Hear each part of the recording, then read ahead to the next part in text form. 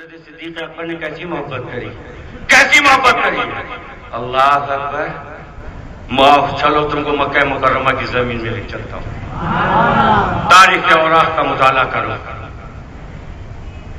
اللہ کے رسول صلی اللہ تعالی علیہ وسلم نے اعلان نبوت فرمایا. تمہارا میں اچھا نہیں ہوئی.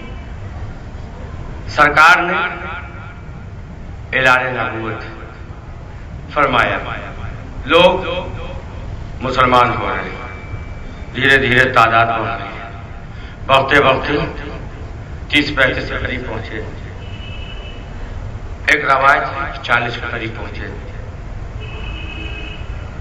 جب تھوڑی تعداد ہو گئی تو حضرت صدیق اکبر نے کہا، یا رسول اللہ، میں چاہتا ہوں درود شریف پڑھ لیجیے.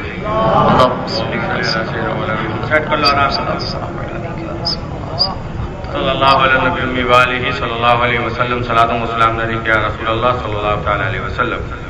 ہو گیا؟ ایک بار اور درود شریف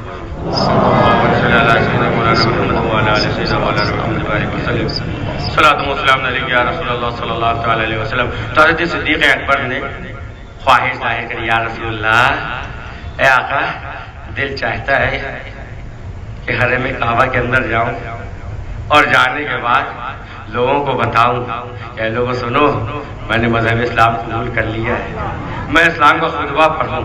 آقا اجازت ہو تو میرا دل چاہتا ہے خانہ کعبہ کے سامنے مقام ابراہیم کے پاس جا کر لوگوں کو بتاؤں کہ اے لوگوں سنو، میں مسلمان ہو گیا، اور لوگوں کو میں دین حق کی دعوت دوں.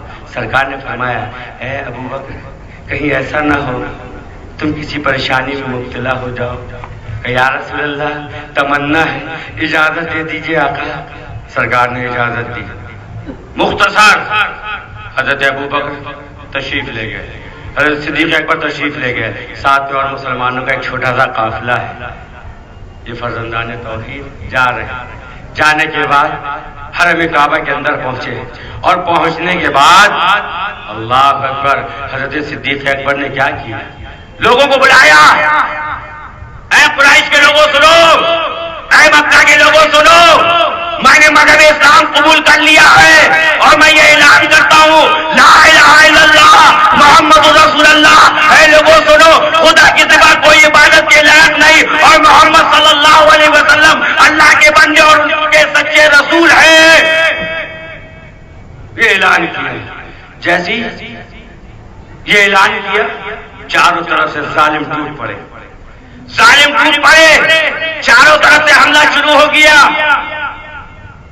تکلیف پہنچانے لگے، کوئی پتھر مارنے لگا، کوئی تماچے مارنے لگا، کوئی گھوسوں سے وار کر رہا ہے. مسلمان زخمی ہوتے چلے جا رہے ہیں، اور کفار مکہ پوری طاقت کے ساتھ ان مسلمانوں پر حملہ کر رہے ہیں، سب کو زخمی کرتے چلے جا رہے ہیں. جہاں تک کہ لوگوں نے کیا کیا، اللہ اکبر، حضرت ابو بکر کو اتنا مارا کہ آپ زخموں سے چور ہو گئے. کان سے خون بہنے لگا، ناک سے خون آنے لگا، جسم سے خون بہ رہا ہے، چہرے سے خون بہ رہا ہے. زخمی ہو گئے. زخمی ہونے کے بعد نڈھال ہو کر وہیں زمین پر گر گئے، بے ہوش ہو گئے. لوگوں کو یہ اندیشہ ہوا کہیں ایسا تو نہیں کہ ابو بکر کی جان نکل جائے، ابو بکر دم توڑ دے. اب لوگ پریشان ہو گئے، فکر مند ہو گئے. آپ کے قبیلے کے لوگ آئے. آنے کے بعد جب حضرت صدیق اکبر کی یہ حالت دیکھی تو کہا، سنو، اگر ابو بکر کو کچھ ہو گیا، اگر ابو بکر کا انتقال ہو گیا تو ہم عتبہ کو نہیں چھوڑیں گے، اس کا خون بہائیں گے. یہ کہہ کر وہ لوگ تیاری سے کھڑے ہو گئے. اب حضرت صدیق اکبر کا کیا حال ہے؟ خون بہ رہا ہے، بے ہوش ہے، ہوش آ نہیں رہا. قبیلے کے لوگ ہمدردی سے آگے بڑھے، آپ کو اٹھا کر ایک اونچی جگہ پر لٹایا گیا. فوراً کچھ لوگ گئے. جانے کے بعد آپ کی والدہ کو اطلاع کری. ام الخیر تیزی کے ساتھ بڑھتے ہوئے حرم کعبہ کے اندر آئی. آنے کے بعد کیا دیکھا؟ اللہ اکبر، میرا بیٹا، میرا دل کا ٹکڑا، نور نظر، لختے جگر ابو بکر خون میں لت پت ہے، چہرے سے خون بہ رہا ہے، کان سے خون بہ رہا ہے، جس میں چھلنی ہوا ہے، اللہ اللہ، جگہ جگہ سے خون بہ رہا ہے، ظالموں نے پتھر مارے ہیں، ظالموں نے گھوسوں سے حملہ کیا، اتنا مارا کہ جس میں سے خون بہ رہا ہے۔ آپ کی ماں نے آپ کے چہرے کو صاف کیا، پانی لے کر آئی، منہ میں چھینٹا مارا، جیسی صدیق اکبر نے آنکھ کھولی تو کیا دیکھا؟ سامنے اپنی ماں کو دیکھا، اپنے قبیلے کے جانسار لوگوں کو دیکھا۔ آنکھ کھولتے ہی ساتھ ماں سے کہا، اے ماں یہ بتا پہلے میرے آقا کا کیا حال ہے، نور مجسم کا کیا حال ہے، نیر آدم کا کیا حال ہے، میرے آقا کا حال کیسا ہے؟ محمد رسول اللہ کس حال میں ہے؟ یہ سوال کیا۔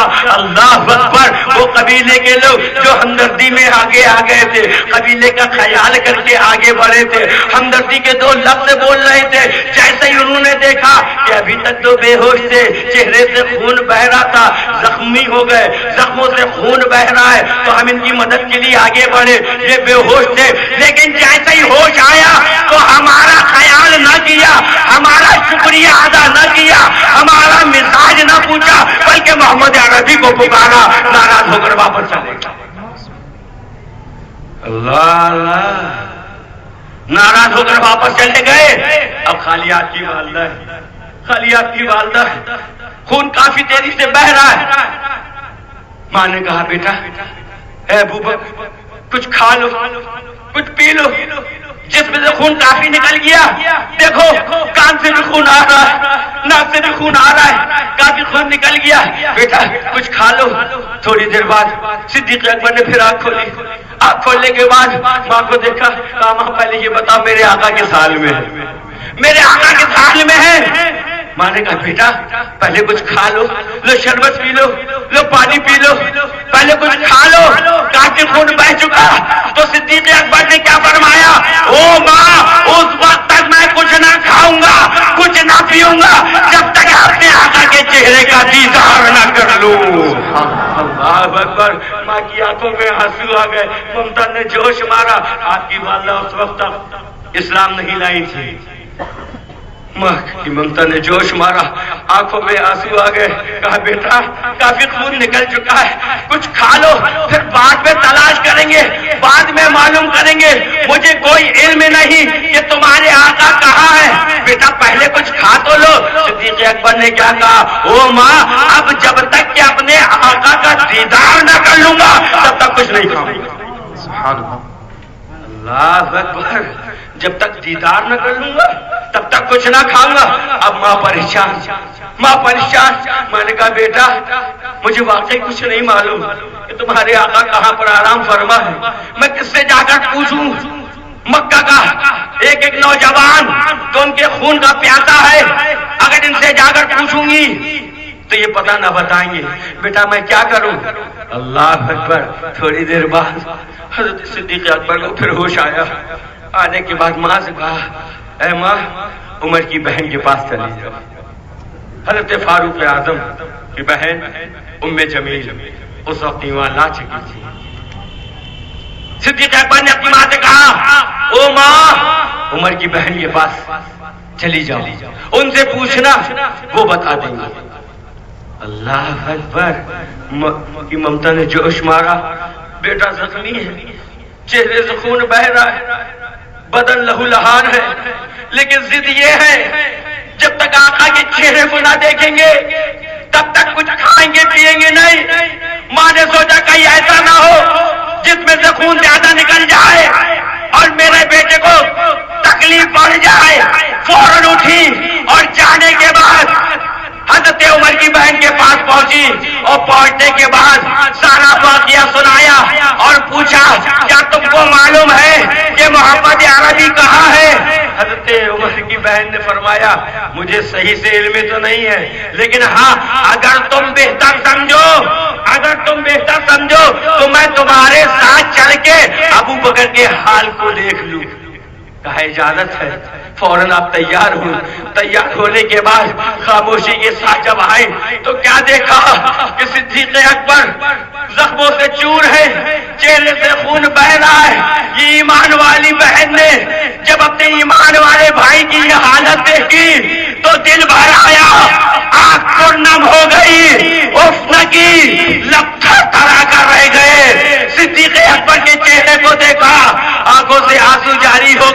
सिद्दीक़ अकबर ने आंखें खोली, पूछा, ऐ मेरी बड़ोली बहन, ये बता मेरे आका कहाँ है?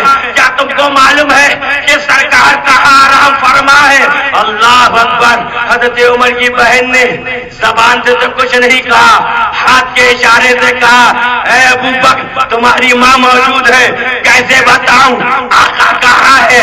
सिद्दीक़ अकबर ने कहा, माँ की फिक्र ना कर, ऐ मेरी ईमान वाली बहन, बता मेरे आका किस हाल में है?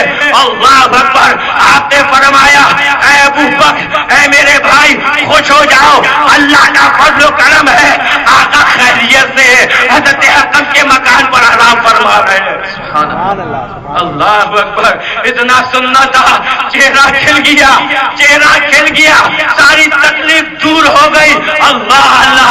माँ से कहा, ऐ माँ, मुझे सहारा दे और सहारा देकर मुझको मेरे आका के पास तक पहुंचा दे, ताकि अबू बकर जब तक अपने आका के चेहरे का दीदार न कर लेगा उस वक्त तक कुछ ना खाएगा, कुछ ना पिएगा।